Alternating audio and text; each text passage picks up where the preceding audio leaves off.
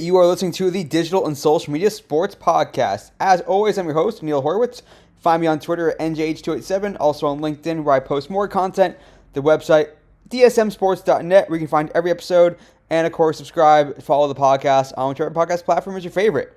An awesome show for you guys today. Great timing as the Formula One season is in high gear. Depending on when you're listening to this, the Miami Grand Prix will have just gone off fairly recently. My guest on the podcast today is Nirupam Singh. He is all over motorsports. He is a ghostwriting agency founder. He's also a creative strategic consultant for tech companies, particularly in the sports space, as well as just motorsports in general. He's also the author of the Motorsport A&R newsletter. You can subscribe to that. And he's also just someone that you'll frequently see on LinkedIn providing great insight and content in the overall sports space and beyond. And particularly, again, motorsports is what we'll focus on in today's interview. Just a really interesting interview to come. We really dive into the fan development and fan growth in the motorsports space with a specific focus on Formula One. Obviously, if you're listening to this podcast, you probably are aware of Drive to Survive and how that just completely transformed the industry. But there was stuff happening before that, even when Liberty Media took over, and greater access and greater content and greater focus on the importance of social media, the importance of content really came into the fold. And you're seeing all these new fans come in, all these new different types of fans as well. Just a tremendous conversation. So here he is, Nirupam, also known as Niru Singh, talking all about motorsports with me. Back with today's guest, and I'm so psyched to pick his brain. We've been having a good chat already offline. Now we're going to join today on the podcast by Nirupam Singh. We may also know him as Niru. He is a ghostwriting agency founder, doing some great work in that space. Has been in the sports space for years now, in motorsports as well as other sports technology. He has a wealth of knowledge, and we're going to learn a lot from him today. And before I keep going, welcome to the podcast today, Niru. Hey, thanks, Neil. Really appreciate it. Thank you for having me on. So psyched to learn from you. You really get the space, and you're really good at talking about it too, and are able to explain things in clear detail. So before we get into the meat of our discussion, though, tell us about you. Tell us about your career path, your experience along the way, what you're doing today, and any tips for folks that want to try to do what you do. Yeah, I mean, there's a lot there to cover within 10 years, and I appreciate that intro there. The best way I really have described myself in the last 10 years is through video content, photo content partnerships, and navigating my own space and skill stacking along the way, from video, photo partnerships, learning marketing, learning how to write properly, how to speak to clients. There's a wealth of knowledge that I've gained over the past 10 years to be able to kickstart my agency now. And a lot of that focus has been around motorsports, but there's obviously, if you're into motorsports, you kind of have an interest in other sports as well. So there's been a lot of journey across those 10 years where I'm like, wow, I've learned a lot. So why don't I just apply a lot more, implement it with the people that I love speaking to all the time. Yeah, and I guess what led to the decision to start an agency versus I want to go find a team to work for or a league to work for, because you really do have, as you mentioned, you have this diverse skill set, understanding of the sports space, of what organizations are looking for, and that's obviously going to be a big part of what's serving you and your agency, is having that understanding of what people need and what the pain points are. So what kind of led to that decision of, I'm going to do my own thing, because it's super admirable? Short answer, there was no other option.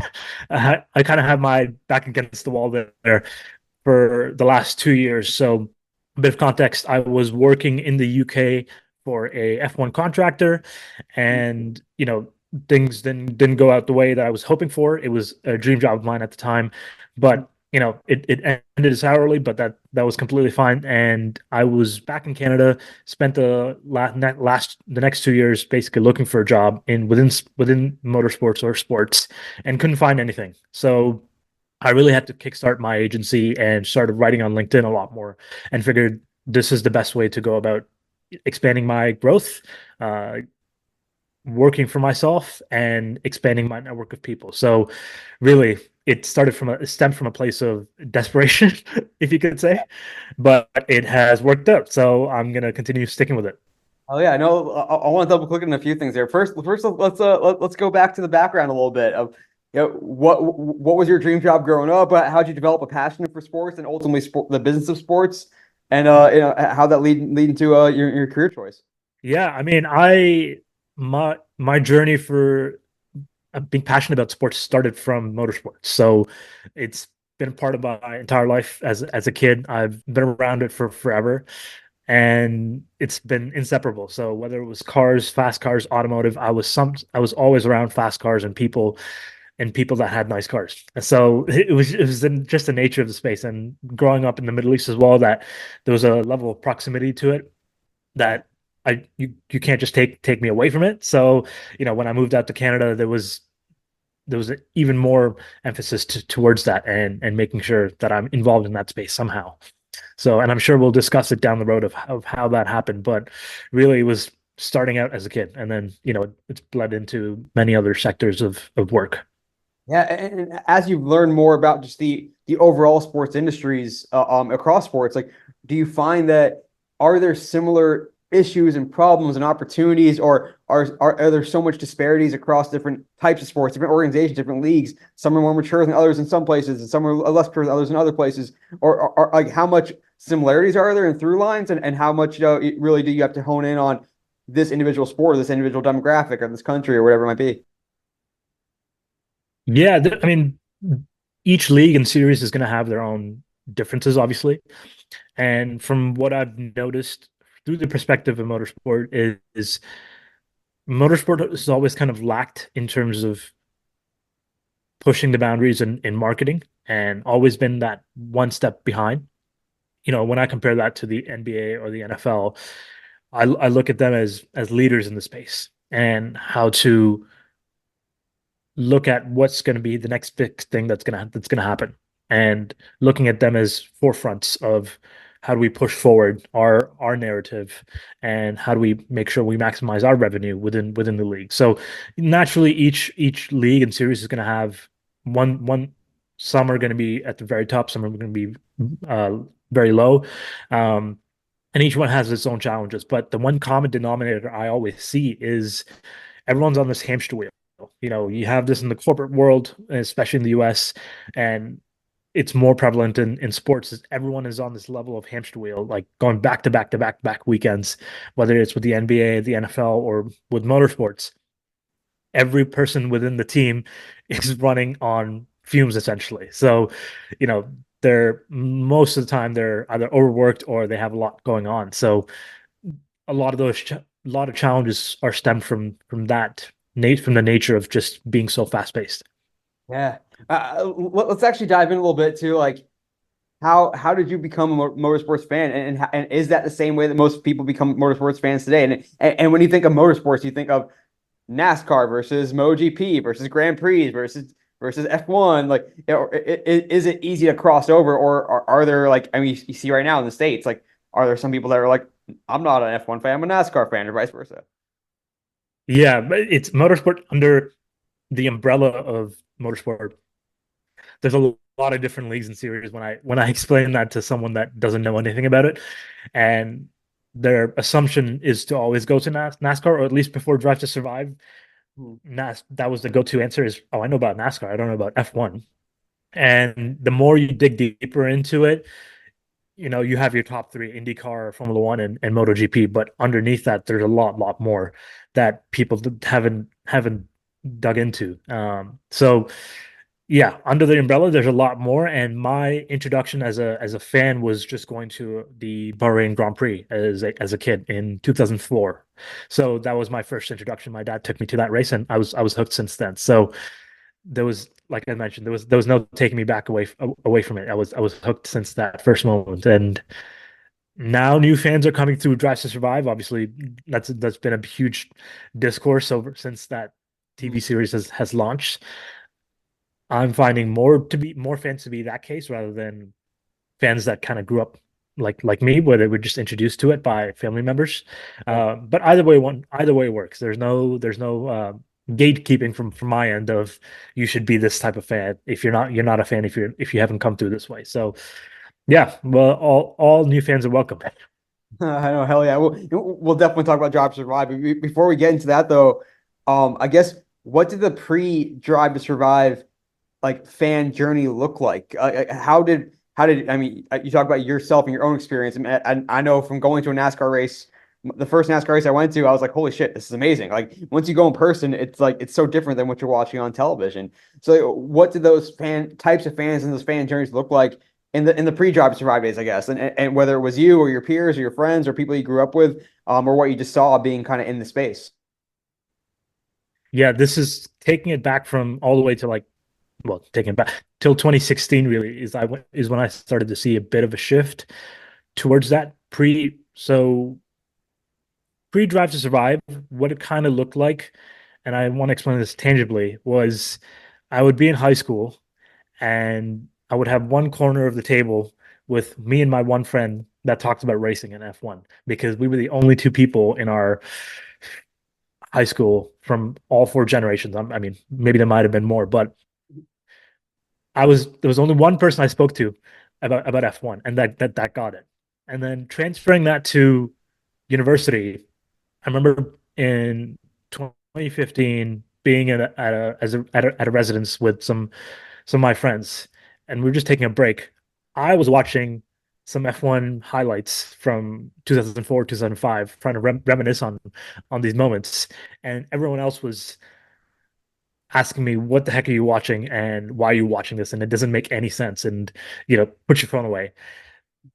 To now, those exact friends that have told me, "What are you watching?" are avid Ferrari fans or Mercedes fans, and there's been a complete shift in their perspective on how they view fans, how they view F1, how they view motorsports, and they're going to races. They're actively participating in the conversation. They know what's happening in the details of the drivers. So tangibly, that's what it looks like. Is is that shift from having that one friend to me now speaking to every single person at the gas station when I stop. I'm wearing a Mercedes hat, and they want to talk about F1. And that's what it feels like in real life. Is you're being surrounded by it all the time, and I love that. Well, I mean, in that community aspect and that water cooler chatter, for lack of a better term, certainly adds to it and makes that snowball effect really come into play, I guess. But let's go into that. With Drive to Survive, you have this influx of new fans that may become fans because they really like whatever the rivalry between two drivers on a team, or they really like the personality of Daniel Ricciardo, or whatever it might be. You have these, I guess, fans that came up not because they went to a race and saw really fast cars and were like, this is cool, or not because they care about the engine development strategy of Mercedes or Ferrari or whatever it might be. So like, how does that different fan demographic? I guess first off, like what was your view as seeing that massive shift when Liberty Media took over and when Drive to Survive became a thing, and that level of access, and how did you see that sort of play out? Like, I guess what was holding it back before that, and how quickly did you see those results once Liberty Media came in and said, "Hey guys, we need to do this another way. Or else we're gonna fall behind it and and not really capture this next generation of fans." Yeah, that's an interesting question. There's a lot of touch points to talk about there. It happened very slowly because, from what I recall, Liberty Media came in 2014, around 2014, I believe. And in I guess 2014, at the stage, I guess before Liberty Media, when it was what Bernie Ecclesiastes, however you pronounce the name, like yeah, F1 was not too good with access, right? no, not at all, to be honest. And even honestly, pre 2014 and during Bernie's era, I there was a there was a lot of restriction as to what, at least from the paddock, from what I was seeing, because I wasn't involved at that stage as a professional, is the level of access people were getting. So to be honest, there was a level of mystique around it.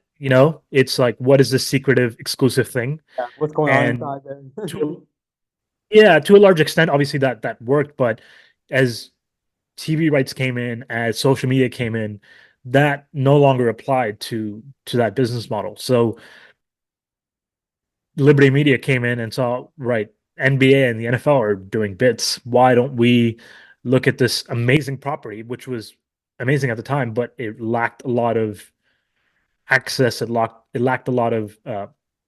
It wasn't speaking the same language as the fans, and you know who knows what would have happened, hypothetically speaking, if Liberty hadn't come in and Bernie kept running the show. Would he have been phased out, or would the sport have died? These are all hypotheticals, but it was there was a level of access, definitely, for sure, that wasn't permitted And perhaps that led all the way down to the fans that were watching the races and wanted to keep up with it all the time. Yeah, and then once that shift happened, like how did you start to see that the I guess the composition of the fan base start to change? Like, were was it sort of like, I guess you probably saw it in the content as well. Like maybe there was content that was more, let's do interviews about whatever the favorite foods these guys have or what they think of Game of Thrones. I don't know. I'm just spitballing here versus more into the stuff that the more, I guess, motorheads, gearheads, whatever term you want to use. I don't know what the proper terminology is. Yeah. Like, with that shift in fan demographics and interest, like how do you see the content that the league and the teams and what the fan demand was for that kind of content? How did that kind of evolve as the fan base evolved? Yeah, I think people have there's a bias around because we're seeing it now so often and it's flooded in our feeds, but that didn't happen very quickly. Even when Drive to Survive came out, that didn't happen very quickly. So I won't.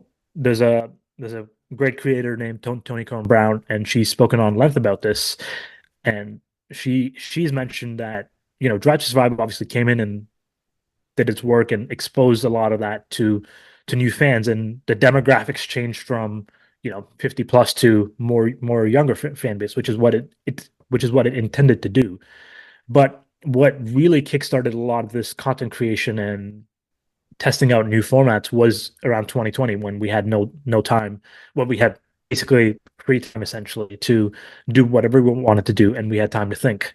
Mhm. And that gave a lot of content creators and new people that wanted to binge that show the perfect opportunity to speak about a new topic that they had no clue about, but they were interested by, and they went and created new content around it on TikTok, Instagram, all these platforms. So she's spoken about on length about this, and it was a number of sequences of events, of almost accidental events that happened, which has led us to this stage. And now that F1 obviously sees what NBA and the NFL are doing, a lot of that stuff is going to be then copied over and translated to what motorsport is, what we can do in motorsport. So the teams will look at it, the social media admins will look at it, and they're going to try and replicate something similar.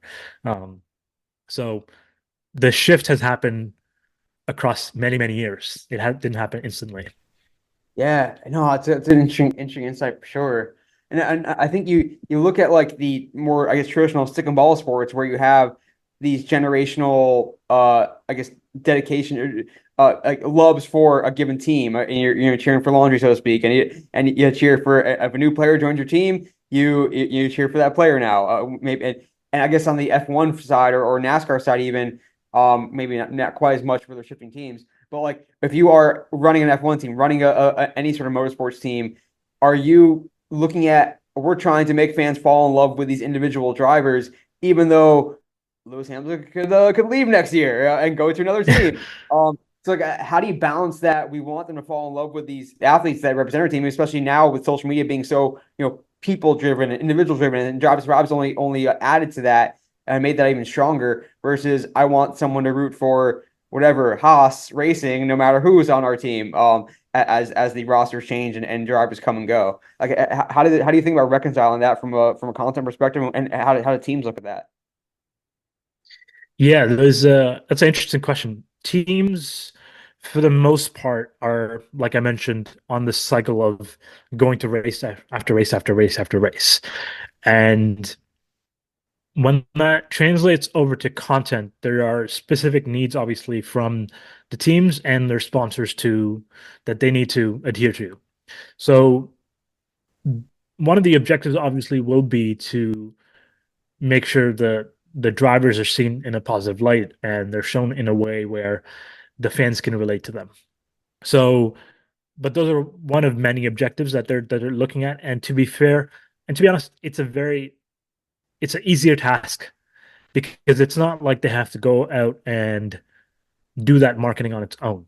Um, if you take, for example, Ferrari doesn't need to go out and convince people to go buy it. People come in and buy those cars because they want it. So in the same aspect, these drivers are seen as superheroes and they're seen as likable personalities through their own social media. And you don't have to really put a don't necessarily have to put an amazing frame around these drivers because they're liked and likable anyways, and they're gonna get the following no matter what. It's the team's job, obviously, there to accelerate that further, and there are ways they're going about doing that. But those are all like very minor details to the overall bigger picture of what the team is trying to do. Um, Essentially, they want to keep the sponsors happy, and they want to continue winning. They want to hopefully win races and get more money to go and race, essentially. So it's almost like you have a machine that, yes, we might be building up Lewis Hamilton and adding so much cachet to his brand, and he might leave next year, but our machine will take whoever comes in next is going to be just as big, or at least we think he's going to be just as big as Lewis Hamilton, and they'll be a superstar next. And like you kind of churn them out that way so that like. I mean, granted, too, the drivers sometimes have bigger brands than the teams themselves, of course, in many ways. So, like, is it almost agnostic where whoever's going to fill this seat next is going to be a superstar just as much as the last guy because of what we can do, what our brand says, and all that. Like, That's it. Yeah, that's a good question because I think going back on that topic, I think it's every driver will have a different level of, in terms of the marketability, a different level of difficulty. Obviously, if you have someone like Lewis, it's going to be very easy to market him, and people are just going to eat up everything that he either speaks or talks about because he's bigger than the sport. And no matter what anyone says, he's larger than the sport. To be honest, he's transcended culture or transcended the sport and is basically mainstream in culture. Your lowest end driver is not going to have that same level of reputation. People will know them, but they're more niche in the market. So again, going back to it, it's yeah, the teams, one of their objectives obviously will be to amplify their drivers. But if you look at the overall team picture, it's they want to go win races. And a lot of these drivers tend to be either paid drivers or people or drivers that might not have the same level of skill or marketability as them. So they might need to do a bit more work. So it's different challenges for different situations. how do you think the sponsors look at it? Like, is the sponsor going to be like, we want to work with Max Verstappen because he wins every race, even if he's not like the biggest personality compared to some others in the sport. Not that he's devoid of personality, but like versus Daniel Ricciardo might not win any races at all, or not near as many podiums as Max Verstappen. That's for damn sure. But he is so charismatic and personable, and will do better in our ads and sponsor activations. Like, how do you look at? Is it basically is it performance all day, every day, or is it sometimes looking at who's going to move the needle more on social media in some ways, and with their personal accounts, there's content that they're featured in. Yeah, so team sponsorships and driver sponsorships are a bit different. So you have someone like, for example, Fernando Alonso, who has since joining TikTok, and props to Aston Martin and their team on their social media team on this because they do a very, very good job of understanding who their audience is and catering to their needs. So the guy, their social media manager or content creator, Jimmy, is very good at understanding how to build Fernando Alonso into this charismatic personality. So again, going back to it, it's different challenges for different personalities and different drivers. And sponsors, I guess it really depends on which sponsor you're talking about. Some of the sponsors like MSC Cruises or Rolex will go and just do massive title partnerships with F1. They don't see the value of perhaps going to a single individual driver. And this conversation kind of leads more into as well on who can create the more depth with their audience versus just overall reach. So yes, Max, if you look at the example of Max and Daniel, Max is someone that's winning races right now, and all the eyeballs are basically on him. So naturally, every single sponsor would naturally want to go to him and go, "Oh, he's the most, he's getting the most eyeballs. Let's go to him, and hopefully we can generate more interest for our brand." But is it necessarily going to drive more results to their brand and to products and services? Maybe not, because he just cares about racing. Whereas Daniel will truly understand, even though he's not winning races, he still has a great level of reach. but he can have a deeper level of impact because he has this ability to just charm people through his social, through his ideas and the way he speaks to his fans more clearly. So, Yeah. this goes back to if what the sponsor is looking for and whether they're looking for reach or they're looking for impact. So that's really the question to ask more for the sponsors rather than for the drivers. Yeah, no, it's interesting. You almost have to separate like there's a most talented or most accomplished athlete, and then there's the most marketable, and it's not Yeah. always one and the same. Like, I mean, I think you look at Major League Baseball in the United States, for years, everyone was like, Mike Trout, why isn't he more marketable? Even though he was the best player in the game every single year, and yet, these other athletes were moving the needle more, or were more marketable for athletes for sponsors to work with. It's a super interesting thing to think about.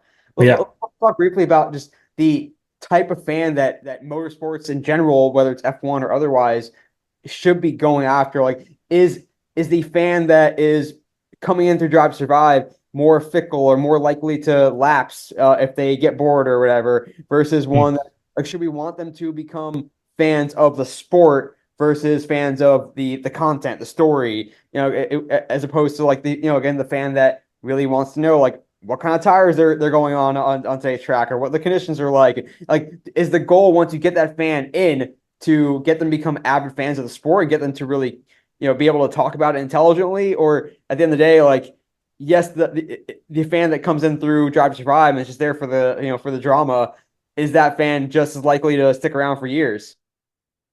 Yeah, that's a good question. So right off the bat, there is no judgment as to where people find what No they doubt. enjoy Yeah. and how they become fans. So whether you're a fan of the engineering, you're a fan of the driver's personality, or you came to Drive to Survive, there's something about the sport that captivated you that made you interested. For me, it was the natural raw speed of these machines, and I was like, wow, this is amazing.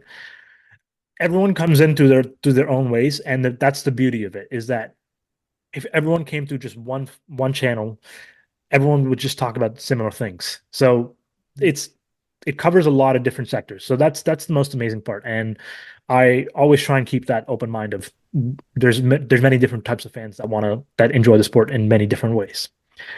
The second point is okay, now they're in. Let's just strip it back to the basics. It's like we got the fans. How do we keep them over a longer period of time?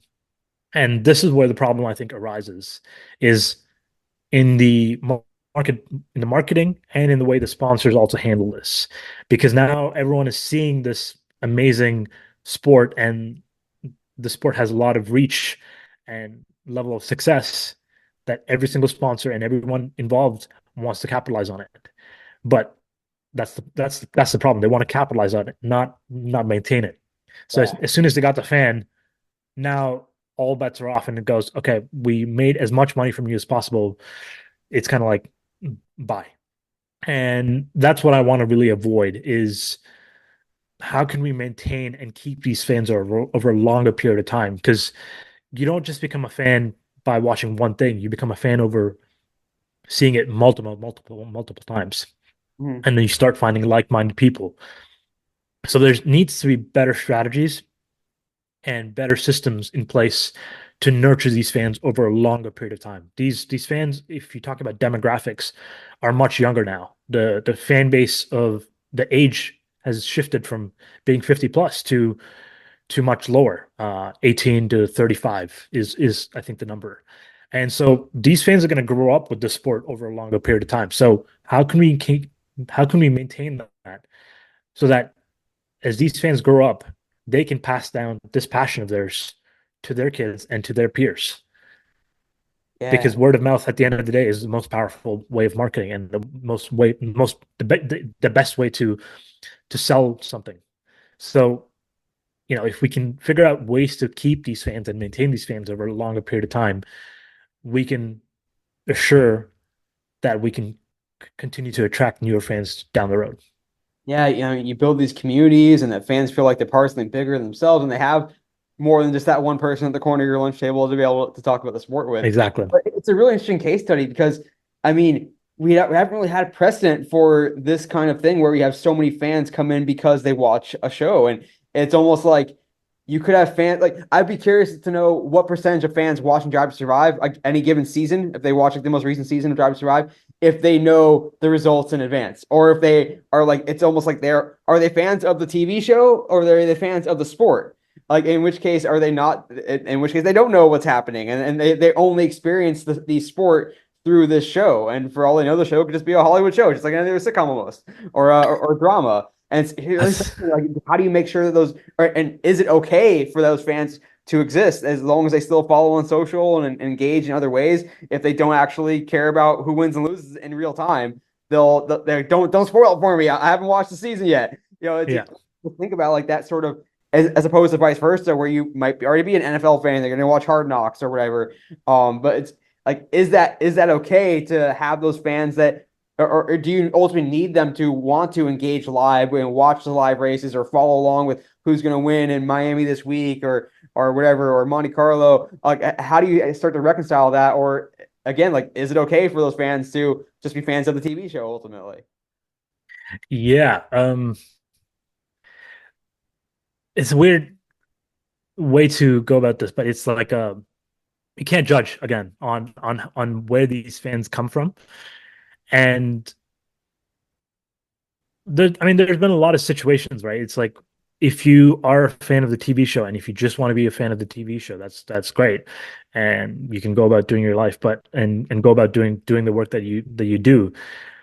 It becomes a bit of a different thing now because now that everyone is watching the show, there's a level of interest there of how can I get involved and how can I use this as a way to leverage my own thing. And just because this is the next hot topic and this is the next trending thing, and so I'm going to capitalize on it. And to be fair, there's going to be moments like that across many different sports and many different topics. One thing is going to be trending, and so people are going to capitalize on that, and that's natural. I don't know if there's a real answer there because it's again, I don't want to come from a place of judgment, and everyone comes from a different place, and I'm in a very small bubble of people where we work in it professionally, but at the same time we are in a way professional fans at the same time. Like we enjoy being in it, enjoy working in it, but at the same time we want to see our favorite drivers or watch the race and be excited by it. So it's it's like who's the real fan, who's not, and you can't. I don't know where you go from there. It's okay. I'm trying to think back to any personal examples that I have, but I was a big fan of the Last Dance documentary, Mhm. and I can't say I've watched every single season after that. I've kept up. I'm a Raptors fan naturally because I'm in Toronto. And sure, you might call me a bandwagon fan because I watched the Raptors win in 2019, but am I justified being a fan? Can I go to a match? Can I go to a game if I've only watched a couple seasons and I've only watched a couple games? Like it's a tricky subject, you know. Oh, totally. It's the evolving nature of sports in general too, where you have these global teams and global sports where someone might say, "I'm a diehard Man City fan," and yet you may never see Man City play in person, and that's different than a fan who goes to every match and lives right near at the Stadium or whatever. And there's just the different levels of fandom, and they all are worthwhile and are valuable in some ways. And there's different ways to think about how you monetize those fans, how you engage those fans, and Yeah, you even again different fans that might be more fans of the strategy of the sport versus the storytelling of the sport, and they're all there for a reason. And I guess maybe the key, and to your point earlier around like driving that community, driving that word of mouth, how do you find some things that so that the fan who is really into the engineering side of whatever what Mercedes is doing or Red Bull can also find something to connect with for the fan who just wants to see if Max and Checo are feuding over something or whatever. yeah. There could be those community connection points that make the fandom of one and the other intersect in some ways and make them even more powerful as a result. Yeah, there's a lot of demographics, right? So that's the one thing is, a lot of my work is focused on like how these new sport tech companies are bridging that gap for sport organizations and bringing these intersection of so many fan bases together. and helping them understand, this fan has this type of behavior, or this fan likes this. It's they have two different interests, but it's all around this topic of F1 or motorsports.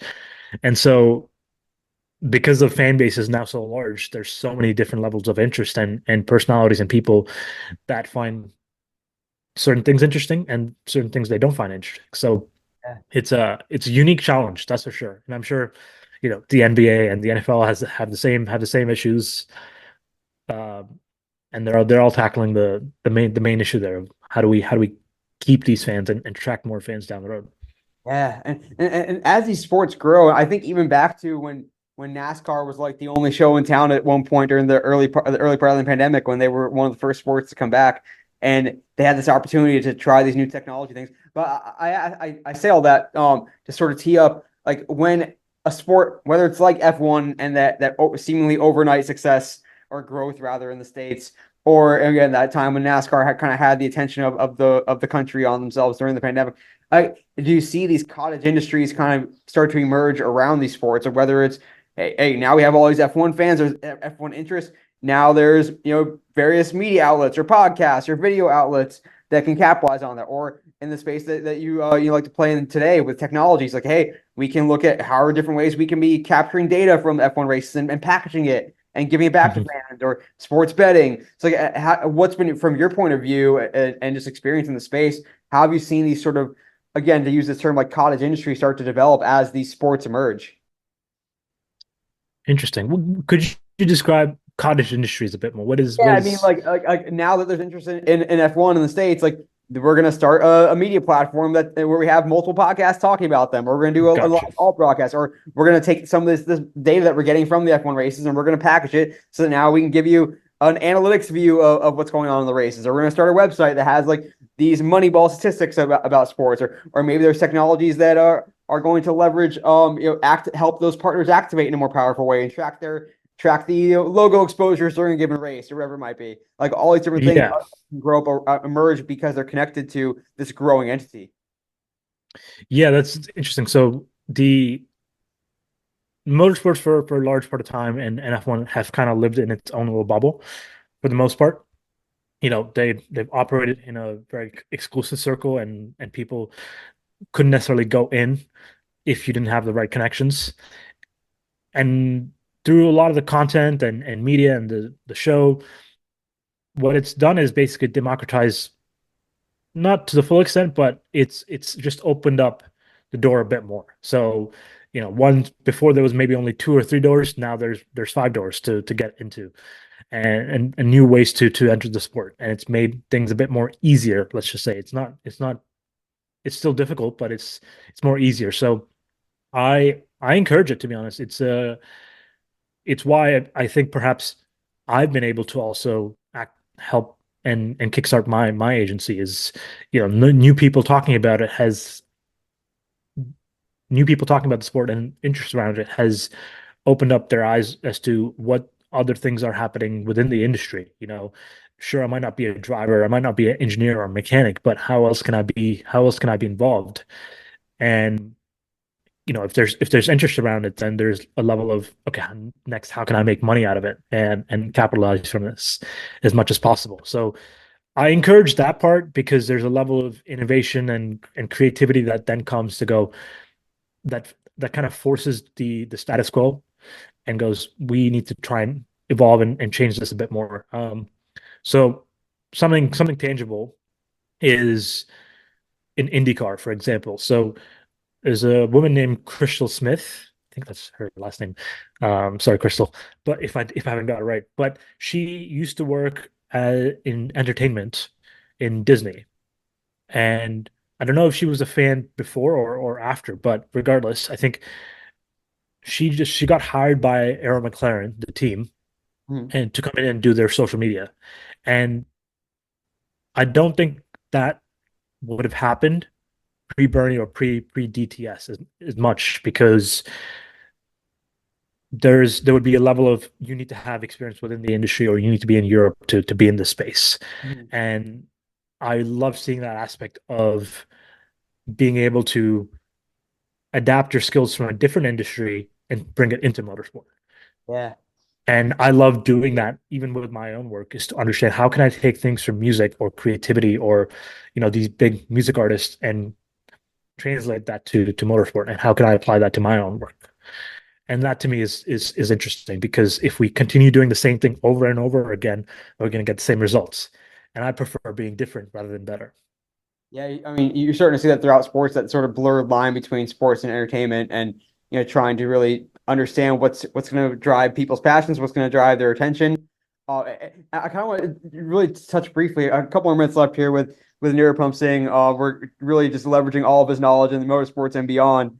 When you look at what the opportunities are for innovation, both in the physical fan experience of going to a race, I think in some cases it's like premium hospitality. Let's get these, 25, 30, 50,000, $100,000 experiences that might price out the average fan who might take their kids to a race. And then also on the viewership side as well, like what can make it so that even if Max Verstappen's winning every race, that it's still entertaining to watch, or like what does the best version of a broadcast look like for F1, for NASCAR, or whatnot. So I guess very open ended as far as the on track experience and accessibility, as well as the what the future of broadcast innovation could look like. What are you seeing? What are you hoping to see? And what should you looking out for in the years to come? Yeah, there's a lot of new companies that are emerging out of this, more in the tech space. So, this stat, I think, it probably applies to a lot of different companies in sports and leagues, is 95% or 99% of people won't ever attend a race. I think that same stat can then be applied to many different sports, because a lot of people either might not have the money or the capability to go to a live event. So, there's a lot of companies out there that are helping change that. They're progressing forward, and many are trying to enter that space. From that standpoint, it's going to be interesting to see how that evolves, and how you can perhaps translate a live experience and bring that to somebody's home, rather than just having it on TV. Um, Going back to maybe like usability and just user experience of entering a live event. If I compare my experience going to an NBA game versus going to an F1 race, those are very two different experiences. One, F1 is across a whole week of events. The NBA, I can just go in and out, and there's a level of ease of access that I just enjoy with that aspect with an NBA game. With an F1 weekend, you have to spend the whole week, or there's different challenges to both of those. Um, so from the fan experience side, I think that's interesting, and how people are going to bring that live event experience back to the home. To your other point, which I forget, you mentioned more around We were talking about uh, accessibility and making the broadcast. I accessibility. think you're touching on a lot of things. Yeah, Also, just the fact that like you look at whatever the race walk, track walk, whatever it's called, before like the Miami Grand Prix, and you see it's just yeah, tons of celebrities and people that that can afford to be there, and you think about like the average ticket price for the Las Vegas Grand Prix, which is like if you are an average American making whatever your income is, and with two kids, yeah. you can't afford to go to that. Like, and so you're almost you want to make that money, but are you doing that at the expense of accessibility to future fans? Yeah, then no, that's very true. I mean, that's a very good point as well. I mean, that's what I think, going back to how can you bring that live experience back home. Some companies, in terms of broadcasting wise, are trying to help improve that. So this is the official app or official company sponsored with F1, or works with F1, but it's called Multiviewer. I think it's just a volunteer run company, but you can basically download that app and have multiple different views of different camera angles and different drivers to see what's happening across the track in this little segment times and whatnot. So in terms of broadcast wise, I see companies like that, I guess, evolving and bringing that experience to a wider demographic of people. And if people want more detail on that, that's where they go find it, right? So I see more companies like that emerging down the road. It's just interesting, because it's going to be very dependent on how much F1 wants to collaborate, and where their interests really lie. Are they interested in just cash is king, or are they really interested in nurturing these fans over a long period of time? And a lot of that a lot of their decisions will be based on that. Yeah, it's tough because I mean, like to how you fell in love with the sport, how I enjoyed going through a NASCAR race, like that in-person experience is so transformative and life-changing, and it can make a fan for life. But at the same time, like most pro sports these days in general are a TV product first, and so it's Yeah. how to maximize that live viewership and have that second screen development, and who knows, like I can imagine watching an F1 race in Apple Vision Pro, like that would be freaking like amazing probably, and the Yeah. of esports around as well to see more drivers coming up through through esports racing and as they make their way to physical racing. Just a really fascinating thing to look at for sure. One more thing for you there Yeah. before go ahead. No, go ahead. Go ahead. Go ahead. I would say one more thing before we get to the shareable stat. I'd be remiss if I didn't ask you about this because we were talking a little bit offline before. So nowadays you do a lot of your work is ghostwriting, and we talked a little about generative AI and how some people are writing term papers just through Copilot or through ChatGPT, and there's a method to the madness, I guess, of leveraging these generative AI platforms to help with writing emails, writing copy, whatever it might be. And you can do it in a smart way. Not the smartest way is probably not to have it do all the work for you. But how do you tell us how you use that? The idea of like really smart, sophisticated prompt engineering, and like what can our listeners take away from how they can use these platforms in an effective way? Yeah, I mean, we can't deny the existence of AI. I mean, like if people and people using it, I full transparency, I use it quite often.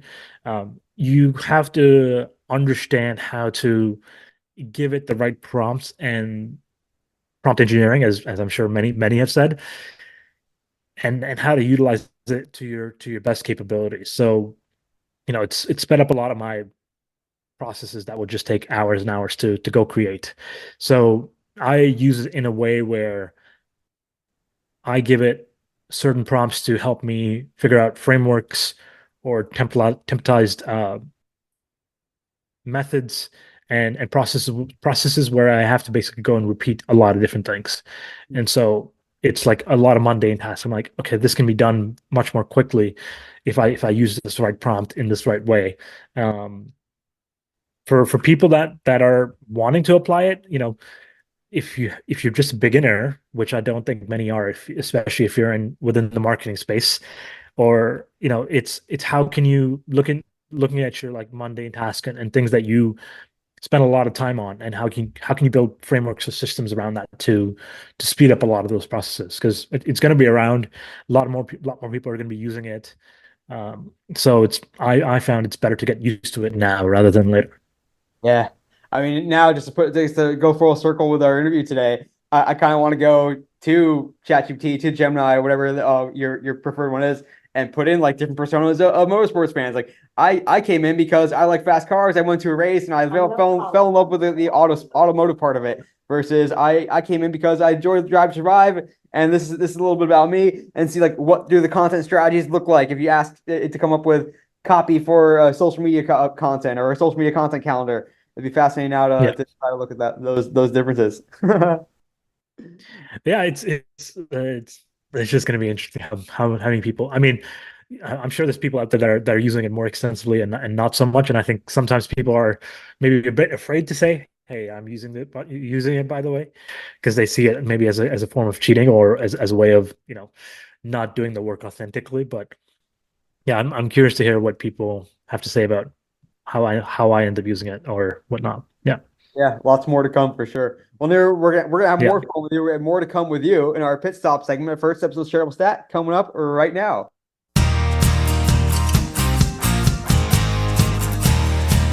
Really good stuff. So interesting being able to pick apart all the stuff happening in the greater motorsport space and F1 and the growth of fandom, the growth of social and content, and Drive to Survive keeps on going strong. The ratings keep going up. And we'll see where it goes from here. As I said, depending on you're listening to this, the Miami Grand Prix just happened not too long ago as Formula One continues to grow in the States. So we'll more fun coming up with Niru in our quick hitting questions. But first, this episode's shareable stat. This observable stat comes from a recent report put together by Core Software. They are, one of the leading software companies that helps sports teams with sponsorship, management, measurement, all of the above. And with the shareable stat in this recent report looked at the percentage of sponsorship revenue, as among other things, that is responsible for revenue in the sports space when it comes to digital and social sponsorship. And if you were to guess what percentage of sponsorship revenue is made up by social and digital assets and activations, think about it. It is 10%, perhaps lower, perhaps higher than you would have thought. But what it means is there remains a lot of room for growth as these industries continue to evolve, as the old school ways of activating sponsors continues to grow and evolve as well, and we start to realize and are better able to articulate the value of social and digital, and making sure that every agreement, every partnership has some social and digital elements to it. It doesn't mean it's all sponsored content. It means looking at other platforms as well. It means getting really good at articulating the value and being able to tie it back to goals. It means also scrutinizing the existing asset mix and how you can add digital to make it a stronger activation and drive better ROI. We're also seeing, as you may have heard in my last episode talking to Dan Gadd, about the growth of people in the sponsorship space that are specializing in digital, being that liaison between the social and digital and content teams and the partnership activation and partnership marketing teams, making sure that we are telling that story better, that it's aligning with what's happening on the social and digital and content side of the house, and making sure that we're getting better at telling those stories to the potential partners, to the prospects, to the existing partners as well. And again, we're just getting better and better every day at articulating the value of digital and social and creating more ways to activate, creating more ways to engage with fans and to integrate partners in a clever and effective way. So super interesting shareable stat. Again, the percentage of sponsorship revenue in sports that it comes from digital and social is 10%. And look for that number to maybe change in the years to come. But more importantly, stick around because more fun coming up with Nirupam Singh talking about motorsports and more with me. Right back with this episode of Shareable Stat, and I'm joined once again by Nirupam Singh. He is just a wealth of knowledge, as you heard in our interview. Nir, you kicked ass. Are you now ready to make some pit stops? Yes, Let's I'm do it. ready for the rapid fire. All right. First off, you have the skill set of a talented, experienced motorsports competitor. You get to drive in one race. What are you driving in and which competition? So you are a superstar motorsports driver. So you're not inexperienced. You're not going to crash or anything. You get one race that you get to drive in. What's that? What are you driving in and which competition? What series and which competition? I was looking at this question before, and I had two answers, and I'm gonna give you both because one, obviously, it was so natural for me to say F1, and I think that's an expected answer. F1 drive the W11, which is Lewis Hamilton's car in I think 2021 or 2020. Yeah, 2020. Is there a certain location? Absolutely dominant. Certain track you have your eyes on too? Yeah, Portugal, Portimao track. It's very uphill and up and downhill, very fast flowing corners. I would love to drive that track. Oh yeah.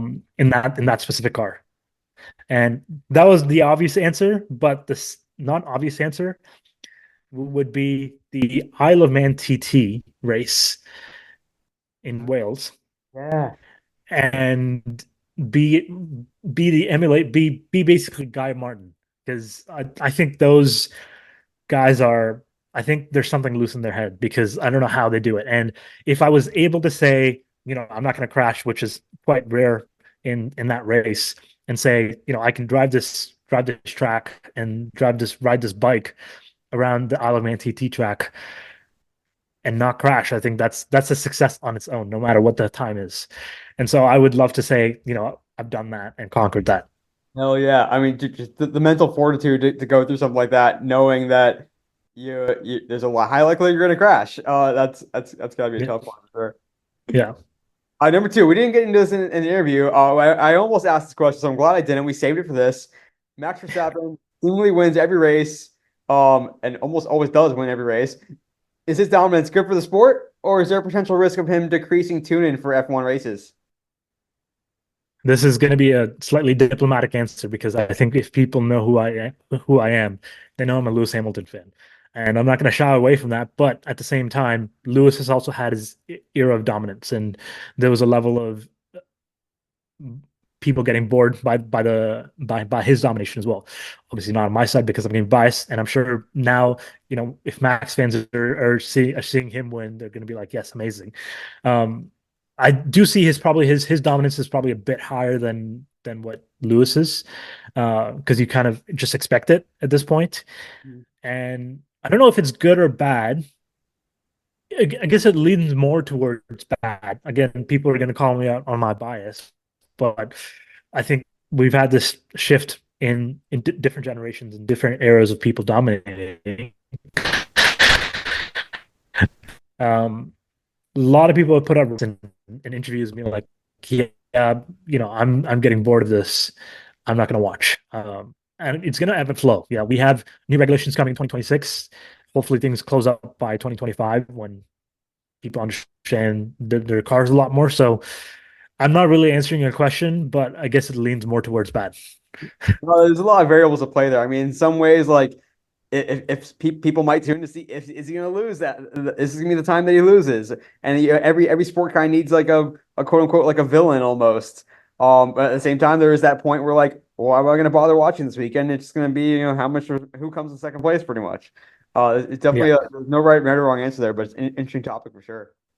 Number three, before you tell me, you've talked a little bit about this. You've had a roundabout career journey. Now starting your own agency. What's been the most important lesson you've learned so far? Whether it's throughout your just professional journey. It's the act of specificity. So I'm up this rule of this rule of one across everything I do, and I try to implement it every single day, is to focus on if my entire agency was kicked off the fact of being very specific and not being broad. So the rule of one was around, I'm solving a specific problem for one specific person. So I look at one specific person, one problem, and one solution, and that's it. And that has accelerated a lot of my growth to one, stand out, and two, be very clear to people on what I do. And there's no confusion on that aspect, and that's what has kickstarted a lot of my work. I like that. No, it's good introspection to really understand what you're doing, and be able to pick that Yeah. lane and own it. All right, next question for you, Nero. I'm interested in this one for sure. I don't even know how to pronounce this all that correctly. You went to university with Wilfrid Laurier. Maybe is there a French like Laurier? Yeah, you got it. All right, nice. So you went to that university. Tell us what should we know about it? Whether it's a fun fact, what its reputation is. What should we know about the university? Well, I think it's pretty commonly known about its reputation. It's known as a party school or party Oh yeah. university. And if anyone's come out there during St. Patty's Day, you definitely know of the street Ezra Avenue. Um, so that gets filled up very, very quickly. I don't know if it's the same as when I used to go, but it's definitely known as that place of like Ezra Avenue. I like it. Yeah, we have our share of party schools out here in the States too, but that sounds like a good time for Yeah, sure. You had fun while you were studying, I guess, as well. All right, exactly. next one. I've been really impressed and have continued to follow you on LinkedIn, where you've really become a great presence out there, just with great content and getting a lot of like the top influencer type rankings as well. But it's well deserved. So tell me, I guess your number one tip for someone who's looking to enhance their presence on LinkedIn. Yeah, it goes back to that same approach when of that important lesson is that rule of one. Yeah. We have there's a lot of generalists. That's what a lot of I found I was able to stand out because I was able to be very specific with who I target and who I help. And because of that reason, more people know me of that in that space of, okay, he does email marketing within motorsport. Got it. Yeah. Do you buy or sell on sort of the collaborative articles that LinkedIn's really trying to push a lot? Uh, I don't really buy it. Just it, it's funny. So many times it's prompted me on. You should talk about this collaborative article. You should talk about this collaborative article. I don't really know what they're doing with it. So I just tend to avoid it. It's best. Yeah. Speaking of rule of one too, it's like sometimes they'll like prompt me to contribute to an article and be like, I this is not in my wheelhouse at all. Like, what do you like? You don't even Yeah, know what I'm here, what I'm all about. It's just yeah, it's something to watch, but maybe it's some tweaks need to be made. exactly. All right, next question for you. This would be a fun one. Tell me the most memorable race you've been at in real life, and also the most memorable race that you've watched on TV. Well, the most memorable race I watched on TV was Abu Dhabi 2021, and I think I've just sent shrieks down people's spines and tingles down people's spines because everyone knows what that race was, especially if they know I'm a Lewis Hamilton fan. So that race was definitely Oh yeah. memorable. The one a live race I watched um, was Bahrain 2004. I mean, my very first experience watching that race. I mean, I haven't. You can't replicate a V10 race with V10 engines and watching Michael Schumacher go past. I mean, that's going to stick with you forever. So that's definitely memorable. What is the level of accessibility like for an F1 race? And I've been to NASCAR, and luckily, the times I have been in NASCAR, I've had a hot pass. So I've been able to get down there really close, and you can really feel it and you can hear it. Whereas if you're in the stands, and you only see those cars go by once every minute and a half or whatever, it's a different experience. What's the average experience like in an F1 race? And is there a lot of disparity between whether you have a premium pass or not?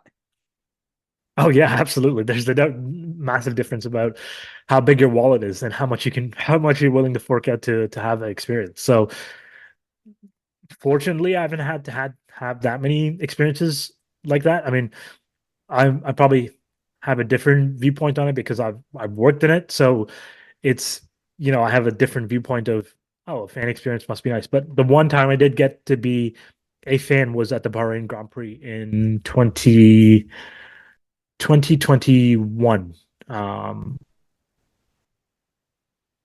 Yeah, 2020. So that put a perspective on, okay, how's it like to just be a normal fan walking around the space. And I could definitely feel like there was a major gap in that. But I had my experience, my enjoyable experiences with that as well. You had No, one-off chances to be like, oh, you see a driver, and there's unique moments in that as well. yeah, I mean, it's certainly something we talked about a little bit during the interview portion as well. So a Yeah, lot there. Number seven, this would be a fun one. Tell me the motorsports athlete or team, so athlete or team with the best content that you've noticed and why. And you're not allowed to pick anyone you've worked for. So, yeah, yeah. No. Luckily, my work with F1 was more with a different contractor, not with a team. I would say Aston Martin, and I've mentioned them already, but Jimmy's Life. I know this is before the shout out, but Jimmy's Life on Instagram and TikTok. He does all their stuff for Aston Martin and for Fernando Alonso, and you can see through their TikTok partnership that Fernando just gets it, and Jimmy gets it as well. So they do things differently. hell yeah, that's a great call out. I can't wait to go and check it out in more detail as well. Yeah. All right, it's time for our food question here. We always get asked a food question, and we love food on this podcast. So tell me if I go and we hang out in the GTA, the Greater Toronto area. Tell me the best meal to get and where are we going? We are going to Soul Shakers. It's a Mexican and Korean fusion spot Ooh, on Bloor Street, and it's fantastic. And the music is even better. So, yeah. What should we order? What's on your plate? I mean, they have a set menu all the time, and it's kind of similar, but you get the why am I? Oh, there's a small cheese melt thing that they have. I'm forgetting the name of it. I mean, I've been there so many times, I'm forgetting the name, but their entire menu is great, and they have I think 6 or 7 items on the menu. But everything's great on there. Oh yeah, I mean, Mexican Korean fusion. Yeah, you had my interest already, so Yeah, we're there. We're going. All right, tell me your dream car to drive in on a race course and your dream car to own for everyday use. I think we might already know your dream car from an earlier question, for a race course, but so it was different. Tell us, but also your dream car if you were to actually own one to drive around town. uh, I might have just as a because an F1 car is different to just a normal supercar. So I would say a Ferrari F12 V12 um, around a specific track. Probably Spa, Belgium. I think that's a or Silverstone. One of those two would be great tracks to drive on. The F12 is just a beast to tame. So I think I would love to drive that. And how about one Um, to drive around town? What's an actual like get around town car that's also awesome to own? Getting around town. Um, a higher version of this because I own this. It's a Golf R to VW Golf R. I think it's just perfect. Such a nice little hatchback. You can just chuck it around town, and it's small, it's compact, and you can just go wherever you want to. And the right amount of power. Not bad. I mean, maybe we need to get Volkswagen to create an F1 team one of these days. Yeah, hopefully. The last one for you, although I probably already know the answer, so we might give you a second place one as well. The GOAT motorsports athlete is who? Max Verstappen. No, I'm kidding. It's yeah. I mean, I'm gonna say Lewis Hamilton. It's very obvious, but you said the second. I don't like when people say an answer like Ayrton Senna, especially if they haven't grown up around watching him race. But I'm sure he was a goat, and he's fantastic. If I can't give you a second. I don't know what a second is. There's only one. How about this? How many more championships would Max have to win till he passes Lewis Hamilton in terms of legacy? I mean, by numbers wise, you can pass him through Just beating straight numbers. to getting to nine championships and winning over 103, 104 wins. And sure, you will get goat status then, but in my eyes, it's a lot more just about the stats with Lewis. It's more about the culture and the way I grew up watching him. Yeah. It was something about him when he was in, you know, started racing in 2006, and when I started watching him in 2006, that made me just go, I like him. He speaks my language. I understand him. I'm going to follow him. Yeah, and the way he transcended the sport and became a cultural icon. I think that comes into a lot of it too. I mean, it's not always just a pure stats question. It's who had the most impact, which is super Yeah, interesting. exactly. That's yeah. Going back full circle to our first question about impact. It's yeah. He's created the most impact for me, so I continue to follow him. There we go. I love that. Perfect place to end us there. But now it's your chance to take over the podcast and tell us your social media all-star to follow. Tell us who they are, what platform or platforms they're on, and why they're following. Oh, this is a tough question. I should have picked a couple because there's a lot more. Um, Social media all start to follow. I think I wish I could emulate a percent of his humor and his charisma. Is a guy named Carl Shakur on Instagram. Mhm. If you type in KARL_Shakur, uh, he'll pop up, and he's just a breath of fresh air on the app, and just someone who I can see I would just get along with, and I would be friends with, even if we didn't talk about Instagram and whatnot. I think he just emulates a great type of energy. Um, yeah. Just specifically around social, that's who he is. But I mean, there's lots of other like personalities that I just love that would also come under that realm. Nice. Good call out. It's something someone will definitely have to check out. And then how about you? Where can we find you? As well as your agency across digital social media. Where do you want to send us? Yeah, so I'm on LinkedIn all the time. You can see me posting there every day. Highly recommend it. Most Follow and definitely give him a follow on LinkedIn. appreciate that. It's my work is around email marketing and email marketing for tech agencies, for techs, sport tech companies, and motorsport brands. So mostly around that, and kind of speaking around my journey of how I started and how that's happening. So you can follow me on there, but I also have a newsletter called the Motorsport A&R, where I discuss the future trends of motorsport and how they're impacting the current generation, and that's something I'm quite passionate about expanding more into. And so that comes out every Tuesday. So you can follow those two specific links, and I can lead you there, and hopefully you find those two things interesting. Hell yeah, love it. You shared a lot of knowledge today. If you enjoy listening to Nir, you will enjoy following him on LinkedIn and his newsletter. Cannot thank you enough for coming on and sharing your time and knowledge and this awesome stuff today, man. Really appreciate the time, Neil. Thank you for setting this up. And yeah, like you mentioned, it was a great conversation, and it flowed very naturally. So hopefully I can recommend you to more motorsport people to come on, because I think this is a very interesting topic. awesome, super interesting, fascinating conversation with Niru Singh, talking about his work in doing ghostwriting, doing strategy in the greater sports and tech space, especially motorsports. Check out his newsletter as well, as we mentioned there at the end, Motorsport A&R. Follow him on LinkedIn, where you can see lots of his good content and insights every single week, every single day. Just really interesting stuff, and it'll be interesting to see where this F1 continues to go. Some people might say it's starting to hit a plateau. Some people may say it still has lots of room to grow as more people pick it up on it, and there's more accessibility to the sport, both the digital, social, and television content, as well as just going to the events itself. So lots more to come, but really thank Nir for coming on the podcast today and lending us some of his insight, knowledge, and wisdom. But that'll do it for this episode of the Digital and Social Media Sports Podcast. Thanks again for listening. As always, I'm your host, Neil Horowitz. Hit me up on Twitter, NGH287. Also on LinkedIn, where I post more content.